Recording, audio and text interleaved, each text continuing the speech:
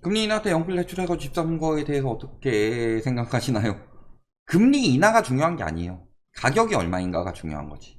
지금 핵심은 가격이 얼마인가예요. 가격이 합리적이냐. 코로나 때만 가지고 이제 금리 이야기하면서 금리 인하하면 집값이 올라갈 것이다. 이런 이야기를 하고 있는데요. 사람들이 참 야비해요.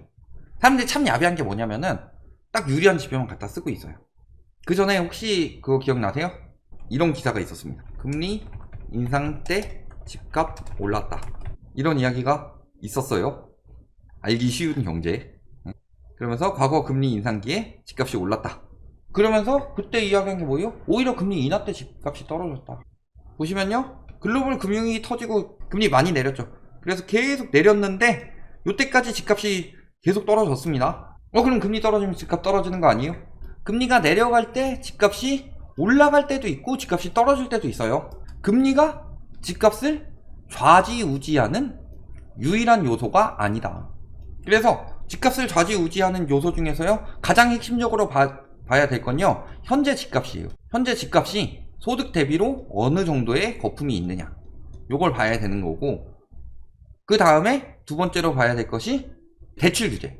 대출 규제가 생각보다 굉장히 강력합니다. 이번 문재인 정부에서 가장 큰 실수는요. DSR 도입이 늦었다는 거예요. 왜냐면은 대출 규제가 여러 가지가 있어요. LTV 규제가 있고 DSR 규제가 있고 또 전세 규제가 있죠. 전세자금 대출. 근데 여기서 LTV는 규제를 했어요. 근데 DSR이 안 들어가고 금리가 떨어졌는데 전세자금 대출을 내버려 뒀기 때문에 전세자금 대출이 튀면서 그렇게 됐어요. 근데 과거에는 왜 전세자금 대출이 튀면서 금리를 내렸을 때 집값을 올리지 못했느냐? 그땐 전세자금 대출이 없어서 MB 때부터 박근혜 정부 때까지 전세자금 대출 한도를 어마어마하게 늘려놨으니까. 그 다음에 영향을 주는 것이 이제 금리. 그 다음에 부동산 규제 정책. 혹은 완화 정책도 마찬가지겠죠. 공급. 그래서 글로벌 금융위기 때 2008년부터 최소 2013년까지는 떨어졌죠. 이때 집값 왜 떨어졌어요? 금리는 떨어뜨렸는데 현재 경제 상황이 집값 하향 요인이었고, 집값 자체가 거품이 많이 남아 있었고, 대출 규제가 어느 정도 노무현 정부 때 해놓은 게 있었고, 그걸 좀 어느 정도 풀었더라도 그때까지 쌓아놓은 것들이 있었고, 근데 반대로 부동산 정책 자체는 집값을 올리려고 했던 거고, 요런 상황이 겹쳤던 거예요. 코로나 때 집값 폭등은요, 그 MB 때부터 박근혜 정부 때까지 풀었던 전세 자금 대출이 집값 급등을 유도를 했다. 또 이거 이야기하면은 와가지고 또 정치색 있다고 이야기를 하겠죠. 정치색은 본인이 가지고 보시는 겁니다. 저희도 문재인 정부 깔 건 까고 윤석열 정부 칭찬할 건 칭찬하고 얘기를 해요. 본인이 듣고 싶은 것만 들어서 그래요. 뇌가 비어서. 이 전세 자금 대출이 만들어낸 문제점이 뭐냐? 글로벌 금융위기 때 세계적으로 디레버리징이 일어났는데 우리나라는 가계부채가 계속 쌓였다. 그게 문재인 정부 때 빵 터진 거고, 세계적인 어마어마한 저금리가 코로나 때 터진 거고, 그 전에도 꽤 오랫동안 저금리를 유지한 상황이, 돈을 많이 풀었던 상황이 유지가 됐는데, 문제는 문재인 정부에서도 되게 못한 거는 미국에선 금리를 빨리 올리는데 우리나라는 되게 천천히 올렸다는 거. 왜냐면 가계부채가 너무 많이 쌓였으니까 천천히 올린다라고 하는데, 지금 이창용 총재 까는 거랑 똑같아요. 늦었어. 너무 조금 올렸어요. 그러니까 이런 것들이 문제가 됐던 거고, 그럼 지금 상황에서 봤을 때 집값 자체에 거품이 없느냐? 5월에 데이터 한번 더 나와요. 그런데 이게 보시면은 서울에서 중위소득 가구가 구입하기 적절한 아파트는 100채 중에 3채밖에 되지 않는다. 그리고 전국도 47.0%로 매우 높은 수준이다. 즉 소득 대비 집값은 아직도 매우 높습니다. 이 부분은요, 결국에는 소득이 수렴하게 떨어질 수밖에 없어요. 어느 정도.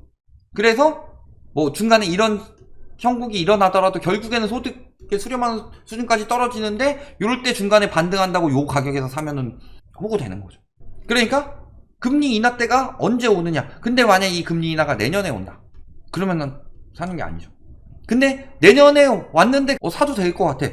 그러려면은 내년에 2022년보다 강력한 폭락이 와야 되는데, 지금 상황에서는 요건 될 수가 없죠. 말씀을 드렸지만 그래프가 이렇게 있어요. 저희는 늘 말씀드리지만 화폐가치 하락에 대해서 간과한 적 한 번도 없습니다. 이렇게 돼 있는데 지금 거품이 쌓여있는 여기가 2018년 수준이었고, 여기서 떨어져야 되는데 데드캣 바운스 날 때 코로나가 터지면서 확 올라갔고 지금 그 거품만 살짝 빠진 정도다. 그러니까 급격히 올랐던 게 급격히 빠졌고 이렇게 급격히 빠진 적이 없었죠. 그러면 이제부터는 천천히 빠질 거예요. 천천히. 이 라인 맞춰서. 이것만 보시면은 언제 사야 될 거예요. 가격이 그렇게 나올 수가 없다는 거죠. 그 다음에 두 번째로 이제 금리 둘째치고 DSR을 봐야 되는데, 이 DSR 제도가 굉장히 강력한 게 뭐냐면요, 소득으로 자산을 모으고 혹은 증여 등으로 자산을 모은 다음에, 증여나 뭐 상속 이런 걸로 자산을 모은 다음에 여기다가 대출을 껴서 샀죠. 근데 상속 증여로 받을 수 있는 것도 한계가 있어요. 지금처럼 집값 키는 데는 부모가 그렇게 돈이 있기는 굉장히 힘들죠. 그러면은 보통 결국은 이제 소득으로 모은 자산, 여기에 플러스 대출이 얼마나 되느냐 라는 건데, 요 DSR이 뭐예요? 대출의 소득 기준을 도입을 하겠다는 거죠. 즉 결국에는 DSR이 시행되면은 조금 더 뭐에 수렴하게 갈 수밖에 없다? 소득에 수렴하게 집값이 형성될 수밖에 없다. 이렇게 되는데, 소득에 수렴하도록 집값이 만들어지는 상황에서 지금 아까 보셨죠? 아까 집값 어땠어요? 물론 이게 작년 데이터고, 저 부분이 2월에 발표된 게 작년 말 데이터고, 그 다음에 5월에 1분기 데이터가 나와요.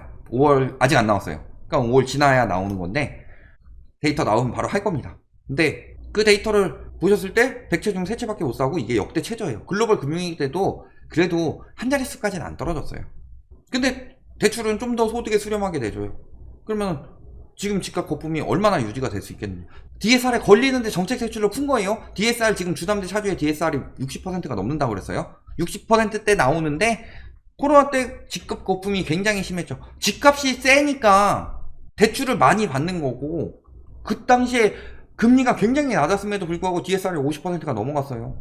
이 부분은 어떻게 감당을 할 것이냐. 그러니까 DSR을 풀어서 해주는 정책 대출이 효과를 보는 거죠. 그러니까 지금 상황 보면 어때요? 금리가 많이 떨어졌다고 그랬죠. 최근 주담대 금리 하단은 특례 보금자리론보다 금리가 낮습니다. 그리고 특례 보금자리론 금리는 동결을 했어요. 그런데도 주담대는 거의 늘지 않고 정책자금 대출만 늘어나고 있죠. 이게 말하는 바가 뭐예요? DSR에 걸려서 못 사는 사람들이 어마어마하게 많다는 거고, 지금 DSR에 안 걸리는 사람들은 사고 싶어 하지 않는다는 소리예요. 왜? 그쯤 돈 벌어보면은 지금이 오를 땐지 떨어질 땐지 답이 나오니까. 근데 특례 보금자리론이 기한은 연말까지인데 지금 4월 기준으로 78%가 소진이 됐어요. 한 9조 정도 남았는데 지금 소진 속도로 보면은 상반기 내에 다 소진이 된다는 소리예요. 그러면 얼마나 가겠어요? 이제 5월 되면은 거의 한 8, 90% 썼을걸요? 5월 이제 끝난 거 나오니까 2월, 3월, 4월 3개월 동안에 78% 쓴 거예요. 근데 그거를 얼마나 더 연장할 수 있을 거냐. 그리고 그렇게 해서 유지하는 부동산 시장은요, 의미가 없어요. 그럼 그거 언제까지 버틸 수 있을 것 같아요? 정부 돈으로 버티는 부동산 시장은요, 정부가 버티다가 손을 놔버리면 끝나는 거예요. 그러면은 정부 손은 언제 놓겠어요? 이번에 놓느냐? 연장을 할 수도 있겠죠? 연장을 해가지고 뭐 정부 부채 버티려고 할 수도 있겠죠? 총선 때까지 어떻게든 버텨보려고. 그래서 그 시간이 길어진다고 해서 떠다니는 걸 잡을 거예요? 우리는 착륙한 걸 잡아야 돼요. 착륙한 걸 타야지. 네? 날아가고 있는 비행기를 뛰어서 타려다가요, 부딪혀서 떨어지면 어떻게 돼요? 답이 나오지. 국민들 세금으로 언제까지 영끌족들 버티게 해줄 거예요. 그리고 특례로 그렇게 풀어주고 대환대출을 받도록 해준다고 하더라도 연체율이 빠르게 늘어나고 있어요. 특히 1금융권 같은 경우는 연체율을 빼주는 것들이 굉장히 많죠. 자영업자 부채라든가 이런 것들 많이 빼주고, 그럼에도 불구하고 연체율이 슬슬 올라가고 있고, 인터넷은행 2금융권 이런 데 가면은 진짜 어마어마해요. 얼마나 가겠어요? 지금 균열이 나고 있다는 건데. 근데 이 경제에 균열이 나고 있는데 집값이 뜬다요? 글로벌 금융위기 때는 금리 떨어지고 전세 대출 풀어가지고 전세 가격까지 올랐는데 왜 집값은 계속 떨어졌어요? 상식적으로 생각을 해봐라. 결국에는 집은요, 공급은 한정되어 있고 핵심은 사는 사람이 핵심이에요. 근데 사는 사람이 여력이 되냐 안 되냐. 대출 여력이 있고 자산 여력이 있는데 소득 상황이 지금 좋지 않아요? 경제가 안 좋아지기 때문에. 대출 여력은 DSR 때문에 지금 집값을 감당할 수 없어요. 그런데 이게 언제 얼마까지 계속 버틸 수 있을 것이냐. 요거를 잘 생각해 보세요. 답이 나올 거다. 그러면 지금 금리 인하 됐을 때 집을 사야 되냐? 내년에 금리 인하할 가능성이 꽤 되죠. 금리 인하를 하더라도요, 2%, 1% 이렇게까지 못 해요. 왜? 내년에 금리 인하가 들어가게 되면요, 인플레이션은 심각한데 경기 침체가 심해서 금리 인하를 하는 거예요. 그러면 인플레이션은 안 잡혔기 때문에 금리 인하를 해서 어느 정도 보장해 주는 것도 한계가 있다. 이런 것들만 딱 전반적으로 경제 흘러가는 걸 봐야 돼요. 그냥 집값이 누가 이렇게 해서 공급 부족으로 집값 오른다는데요, 규제 풀어서 집값 오른다는데요, 이렇게 보면요 사람이 다급해집니다. 근데 큰 틀에서 나무를 보지 말고 숲을 봐가지고 숲에 화재가 났어요. 그러면 가까이 있는 나무는 좀 더 빨리 타고 멀리 있는 나무는 좀 천천히 타겠죠. 근데 저 나무는 탔지만 이 나무는 안 탔으니까 나무만 보면은 그럼 이 나무는 안전할 거다라고 생각하는 건 큰일 나는 거죠. 그런데 지금 막 금리만 가지고 이야기하는 건요, 나무만 보는 것도 아니고요, 잎사귀만 보고 있는 거예요. 그러면 당연히 잘못된 판단을 할 수밖에 없겠죠. 그러니까 크게 보셔야 된다. 우리나라 경제 위기 때를 한참 생각을 해봐라. 글로벌 금융위기 때도 그렇고 그 이전에 IMF 때도 그렇고 그 이전에 일본 버블 붕괴 때도 우리나라는 집값이 붕괴됐고 그 이후에 미중 무역전쟁 터졌을 때도 우리나라는 집값이 무너지고 있었다. 이것만 보더라도 결론적으로는 큰 틀에서 경제가 가장 핵심이다. 이렇게 보시면 되겠습니다.